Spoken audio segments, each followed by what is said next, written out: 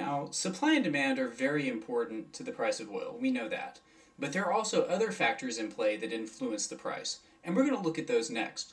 The first thing we're going to look at is the effect of the dollar and currency exchange rates, and how those impact the real price of oil.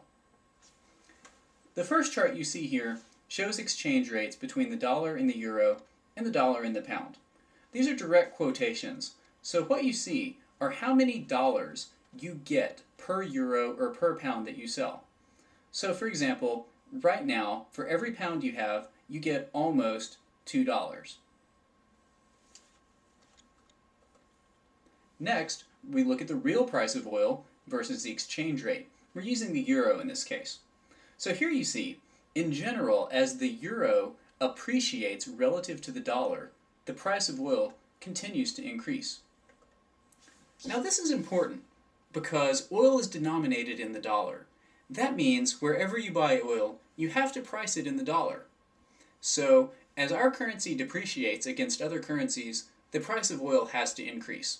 I'll show you an example here. As we've seen, if the dollar loses value, countries have to charge more dollars to get the same amount of currency for oil. They want to be able to buy the same thing in either dollars, euros, pounds, whatever currency they choose. So when you sell oil, if the dollar is depreciated, you have to charge more for it. Now here's a good example. Let's pretend that we live in a two-currency world, the dollar and the euro.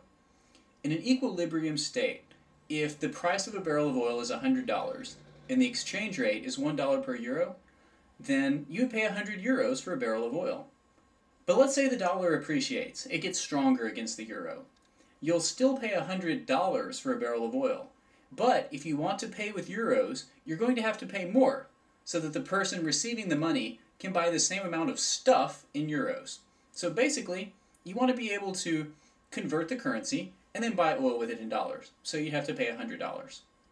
Now let's assume the opposite happens. Let's pretend the dollar depreciates, which is what we've actually seen happen in the real world. And it's been more severe than this example. If the price of oil was measured in dollars, which it is, we would have to pay more in dollar terms to buy a barrel of oil. So if the dollar depreciates by 20%, we would have to pay, in this example, $120 for a barrel of oil. And this makes sense if you look at the exchange rates, because you want to be able to buy the same amount of goods in either currency with your barrel of oil revenue. This is what's called purchasing power parity, and you see it in exchange rates all the time to prevent arbitrage opportunities.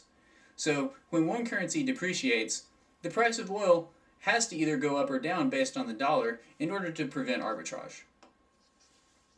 Now what this shows you, the exchange rate example, is that oil serves as a good hedge against currency depreciation and against inflation.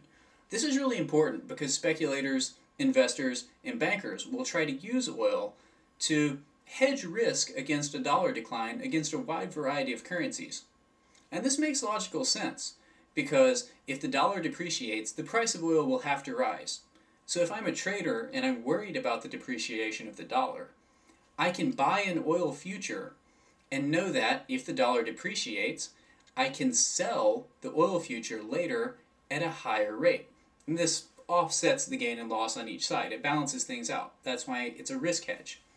So in our example that we gave before, where the euro appreciated relative to the dollar, if a trader had purchased an oil future, then he'd be able to sell that future at a higher price. And we see traders actively doing this today. It's a very common practice. You can buy an oil future, and then when the time comes, rather than take delivery of the oil, you sell the future and use those proceeds to buy another future in a later month. And this cycle will continue. And you're actually seeing some momentum trading and people jumping on this bandwagon just because oil prices keep going up. So it's kind of a currency hedge and potentially an investment opportunity and a momentum play. Although the momentum play is far less fundamentally sound than using it purely as a currency hedge. Now, a final factor that could influence oil prices is something I call a risk premium. Now, the best way to describe this is to say that if there were a terrorist attack or some kind of global instability, the price of oil would logically go up. And so traders and oil producers are actively charging more to try to mitigate some of this risk up front. So for example, if there was a terrorist attack that disrupted a major Saudi Arabian oil plant, we would expect prices to increase. And we're seeing with the situation in Iraq, Venezuela, and other countries where we're seeing more global tension, there's going to be an increase in price to account for some of this risk. Now, we've covered a lot of ground and we've discussed a lot of reasons why oil prices may have increased. So in our next discussion, we're going to talk about how these actually impact consumers and some of the strategies that we might could use to try to offset or at least mitigate some of the price increases in oil. Now, I encourage you to go to the text blog where you can get links to a lot of the information I've talked about here and a lot of supplementary reading material if you're curious. So I will see you next time where we discuss the consumer side of oil.